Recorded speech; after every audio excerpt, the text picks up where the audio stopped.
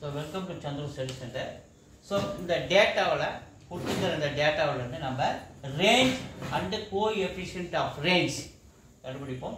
First range வேணும்னா formula L minus S. L means largest value minus S means smallest value. So இந்த கொடுத்துக்கிற டேட்டாவில் இந்த சீரீஸில் largest value 61.4 minus smallest value 18.6. So subtract பண்ணுங்க 61.4 18.6. So 4 சின்ன number இந்த ஒன்றுல இருந்து கடை வாங்கினா இந்த 14 மாறிடும், இது ஒன்று வந்து 0 மாறிடும். 14ல 6 போச்சுன்னா 8 புள்ளி, இது 0.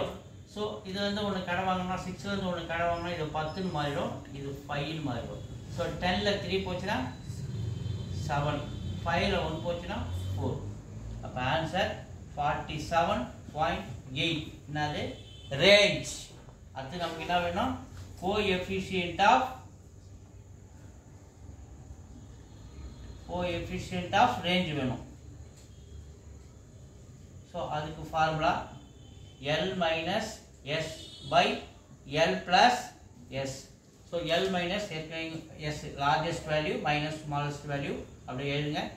61.4 minus 18.6 smallest value by அப்படியே கீழே ரெண்டு ஆட் ஆகுறாரு 61.4 plus 13.6.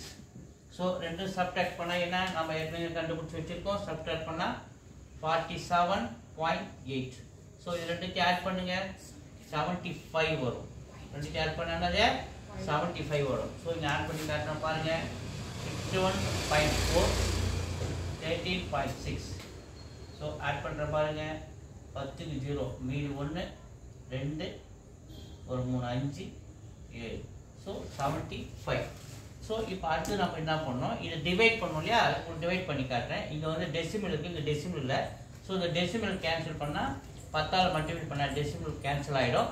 ஸோ மேலே 10ஆல் மல்டிப்ளை பண்ணால் கீழே நம்ம 10ஆல் மல்டிப்ளை பண்ணுறோம். அப்போ இது 478/75 அப்படின்னு மாதிரி, சாரி 750 அப்படின்னு மாதிரி. ஏன்னா 10ஆல் மல்டிப்ளை பண்ணும்போது 750. ஸோ இங்கே ஒரு 10ஆல் மல்டிப்ளை போது இந்த டெசிமல் கேன்சல் ஆகி 478 மாதிரி. ஸோ இந்த 478 நீங்கள் டிவைட் பண்ணி பாருங்கள் 750ஆல் என்ன ஆன்சர் வரும்னா, இது சின்ன நம்பர் இல்லையா, புள்ளி வச்சுட்டு 0 சேர்த்துவோம். 0 சேர்க்கும் போது 6 டேபிளில் பண்ணுறேன். 6 டேபிள் பண்ணுறேன், பொறுமையாக பண்ணுங்கள்.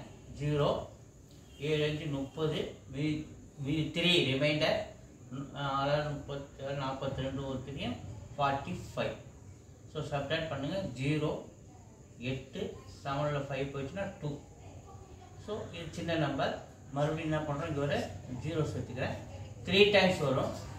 0ல் மல்டிப்ளை பண்ண 3 7 5 15 மீதி ரிமைண்டர் 1 21 7 3 21 ஒரு 2 22. சப்ட்ராக்ட் பண்ணுங்கள் 0 பக்கத்தில் கடவாங்க 10 10ல் 5 போச்சுன்னா 5, இது 7ஆக மாறிடும். 7ல் 2 போச்சுன்னா 5. ஸோ மறுபடியும் ஒரு 0 சேருங்க. 7 டைம்ஸு 0ல் மல்டிப்ளை பண்ண 0 7 5 35 மீதி 3 ரிமைண்டர் 3 7 49 ஒரு 3 50. ஸோ 2. அப்போ இது அப்படியே போய்கிட்டே இருக்கும். சப்ட்ராக்ட் பண்ண ஆன்சர் போய்கிட்டே இருக்கும். நமக்கு என்ன கிடைக்குது 0.637 கிடைக்குதா. இது ஆன்சர் வந்து 0.637 அப்படின்னு போடலாம்.